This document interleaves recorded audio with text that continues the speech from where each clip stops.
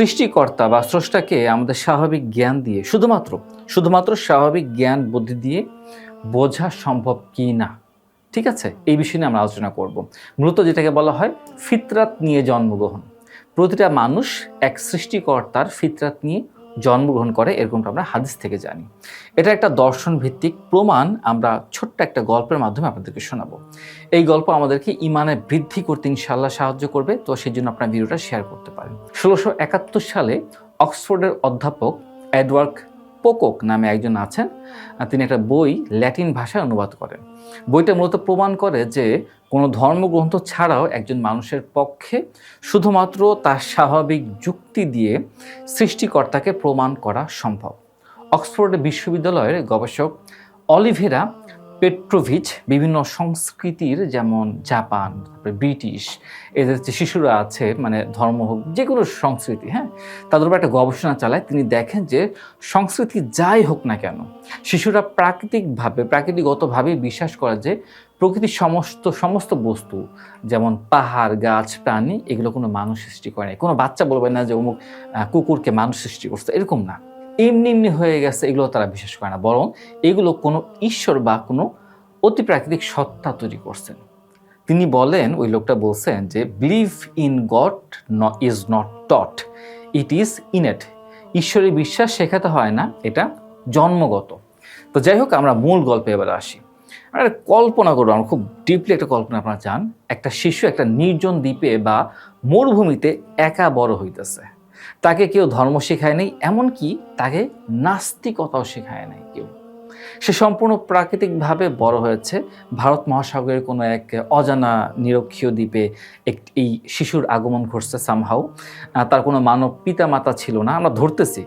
সমাজ ছিল না, কোনো ভাষা বা সংস্কৃতিও ছিল না। আমরা শিশুটার নাম রাখবো এবার হাই ইয়াকজার। হাই নামের অর্থ হচ্ছে গিয়ে জীবন্ত। তো দ্বীপের এক মমতাময়ী হরিণী এই শিশুটার কান্না শুনতে পায়। তার মাতৃসত্তা জেগে ওঠে এবং সে শিশুটাকে নিজের সন্তানের মতো করে দুধ পান করিয়ে বড় করতে থাকে। বনের পশু পাখিদের সবাই সবার সাথে হাইয়ের শৈশবগুলা কাটে। সে পাখিদের মতো ডাক নকল করে, তারপর থেকে পশু পাখিদের চলাফেরা অনুসরণ করে। তো আমি একটা বিষয় বলি, আমি যে গল্পটা বলতেছি এটা খুবই সংক্ষেপে, একদম টাইট করে বলতেছি। অনেক কিছুই বাদ দিয়ে দিছি। তো কোনো কিছু যদি মনে হয় যে পাজল ম্যাচ খাচ্ছে না, তাহলে পুরো বইটা পড়লে আপনার খুব ক্লিয়ার হয়ে যাবে আইডিয়াটা।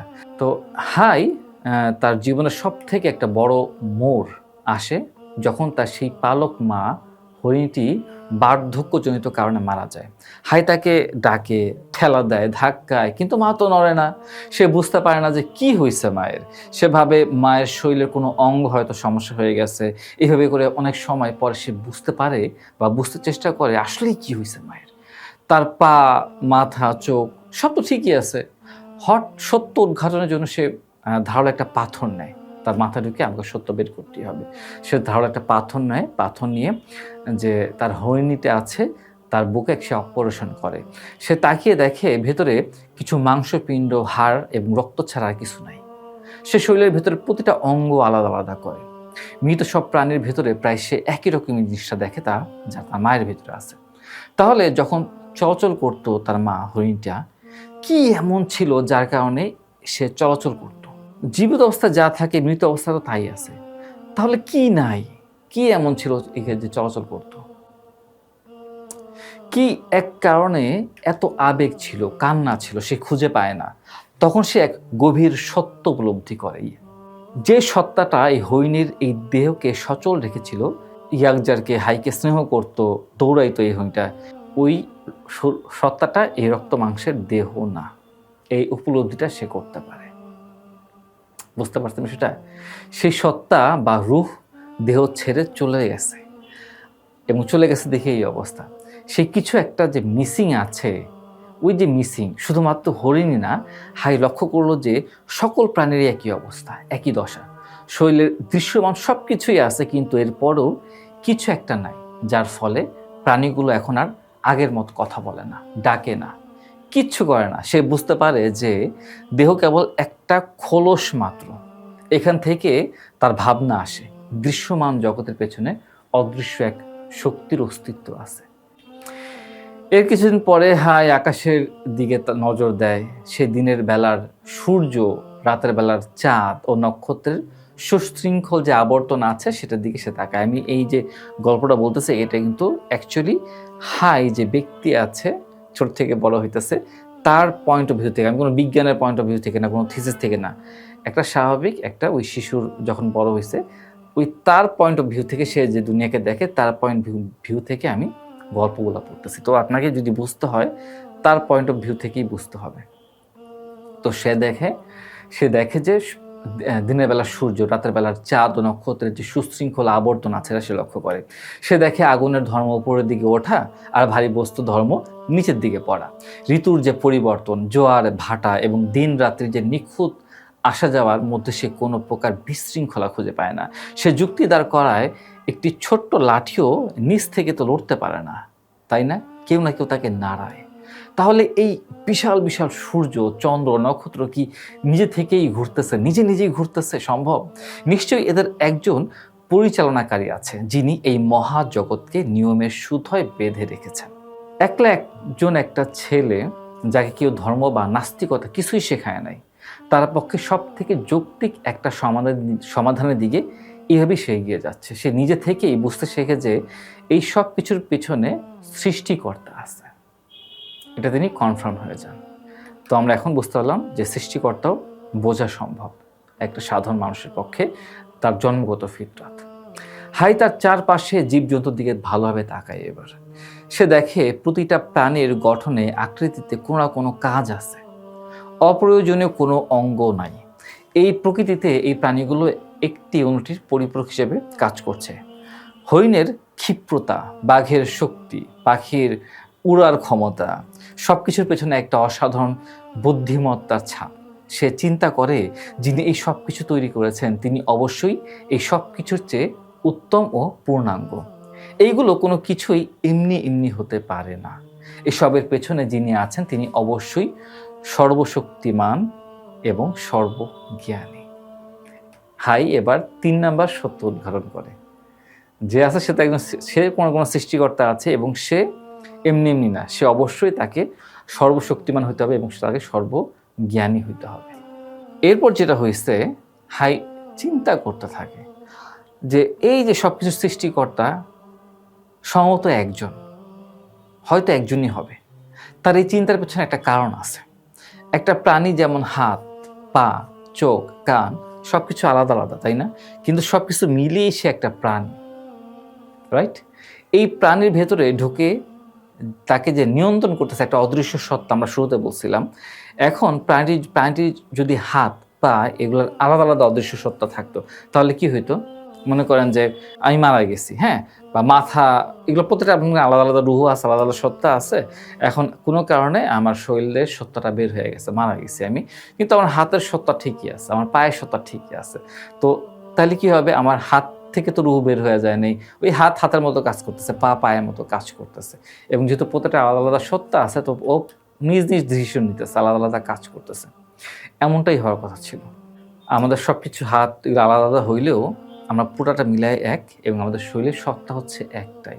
ওই যখন আত্মাটা আমরা থেকে চলে যায়, সত্তাটা চলে যায়, তখন আমরা যেটা দেখি আমাদের পুরো শরীরটাই নিস্তেজ হয়ে গেছে, সম্পূর্ণ শরীরটাই আলাদা হয়ে গেছে, কাজ করতেছে না কোনো আর।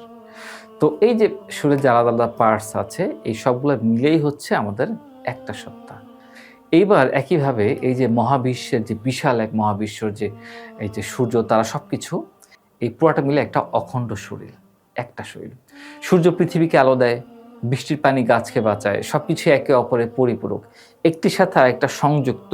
একটা বাদ দিলে আরেকটা বাদ যাবে এবং সম্পূর্ণ সিস্টেমটা নষ্ট হয়ে যাবে। যেহেতু পুরো মহাবিশ্ব একটা একক শরীর হিসেবে কাজ করতেছে, পুরো মহাবিশ্ব, সেই জন্য এই মহাবিশ্বের সৃষ্টিকর্তা অবশ্যই একজন হবে, পরিচালনাকারী একজনই হবে, দুইজন হবে না। যদি একাধিক পরিচালনাকারী হইতো, যেমন ওই যে আমার হাতের একটা সত্তা থাকতো, শরীরের একটা সত্তা থাকতো, তাহলে কি হইতো? আমার শরীরের সত্তার কথা আমার হাতের সত্তা শুনতেছে না, হাতের মতো কাজ করে, আমার মতো আমি কাজ করি। এই পুরো সৃষ্টি জগৎ সূর্য চাঁদ থেকে যা দেখি পুরো একটা দেহের মতো, এবং এটা যে পরিচালনাকারী অবশ্যই তাকে একজন হইতে হবে। এই মহাবিশ্বের চাঁদ, সূর্য, পৃথিবী, খাদ্য শৃঙ্খল সব কিছু এলোমেলো হয়ে যেত যদি সৃষ্টিকর্তা একজন না হয়ে দুইজন হইতো। হাই চিন্তা করে দেখলো যদি এই মহাবিশ্বের একাধিক স্রষ্টা বা নিয়ন্ত্রক থাকতো, তবে একজন চাইতেন এখন বৃষ্টি হোক, অন্যজন চাইতেন এখন রোদ হোক, একজন চাইতেন এখন সূর্য হোক, সূর্য পূর্ব দিকে উঠুক, অন্যজন চাইতেন পশ্চিমে উঠুক। যদি একাধিক সর্বশক্তিমান সত্তা থাকতো, তবে তাদের ইচ্ছার মধ্যে একটা সংঘাত বা কনফ্লিক্ট তৈরি হইতো। এই হচ্ছে গিয়ে আপনার হায়ের লাস্ট পর্যায়ে চলে আসছে চিন্তার। অর্থাৎ কোনো ওহী বা আসমানি কিতাব ছাড়াই শুধুমাত্র নিজের নির্মল ফিতরাত বা সুস্থ বুদ্ধিমত্তা ব্যবহার করে হাই এই সিদ্ধান্তে এসে পৌঁছায় যে এই মহাবিশ্বের একজন মহান স্রষ্টা আছে। তিনি এক ও অদ্বিতীয়, তার কোনো শরিক নেই এবং তিনি দৃশ্যমান নন, কিন্তু তার অস্তিত্ব সূর্যের আলোর চেয়ে অনেক বেশি সত্য। আপনি যদি অ্যামাজন বা ইন্ডিয়ার গভীরে, হ্যাঁ, আদিবাসী যারা আছে না বসবাস করে, তাদের ওখানে যদি পৌঁছান, যেখানে সভ্যতার ছোঁয়া পৌঁছায় নাই, তাদের ওই যে ডকুমেন্টারিও দেখতে পাবেন, দেখবেন যে তারাও যেখানে সভ্যতার ছোঁয়া কিছুই পৌঁছায় নাই, আদিবাসীরা এককভাবে বসবাস করছে, তাদের ভিতরেও সৃষ্টিকর্তার বিশ্বাস আছে, কোনো না কোনো অদৃশ্য স্রষ্টা আছে, তাদের বিশ্বাস করে তারা। তাদেরকে কেউ শিখিয়ে দেওয়া যায়নি, মানে কেউ এসে তাদেরকে শিখিয়ে দেয়নি, তাদের জন্মগত একটা ফিতরাত আছে। এটাই হচ্ছে আল্লাহর দেওয়া একটা ফিতরাত। আমরা যদি আমাদের এলোমেলো চিন্তাকে সব কিছু থেকে আলাদা নিয়ে সুস্থভাবে চিন্তা করার চেষ্টা করি, সুস্থভাবে চিন্তা করতে পারি, তা আমরা বুঝতে পারবো যে আমরা প্রকৃত সত্তা আয়ত্ত করতে পারবো এবং আমরা বুঝতে পারবো যে আমাদের সৃষ্টিকর্তা আল্লাহ একজন। এবং এই যে ফিতরাতটা আছে, এটা আল্লাহ তাআলা প্রত্যেকটা আদম সন্তানকে দান করছেন। এখন শুধুমাত্র আমাদের চেষ্টা সেটাকে ঝালাই করা। রাসূল করিম সাল্লাল্লাহু আলাইহি সাল্লাম বলছেন, প্রত্যেক সন্তানই ইসলামী ফিতরাতের উপর জন্মগ্রহণ করে, অতঃপর তার বাবা মা তাকে ইহুদি, নাসারা অথবা অগ্নিপূজক বানিয়ে ফেলে। আল্লাহ তাআলা আমাদের বোঝার তৌফিক দান করুন। অনেক বড় হয়ে গেছে ভিডিওটা। নেক্সটে আমরা স্রষ্টা যে একজন, এটা মানে দুইজন হলে যে কি সমস্যা হতে পারে, এটা নিয়ে একটা ভিডিও কন্ডাক্ট করবো ইনশাআল্লাহ। আসসালামু আলাইকুম ওয়া রাহমাতুল্লাহ।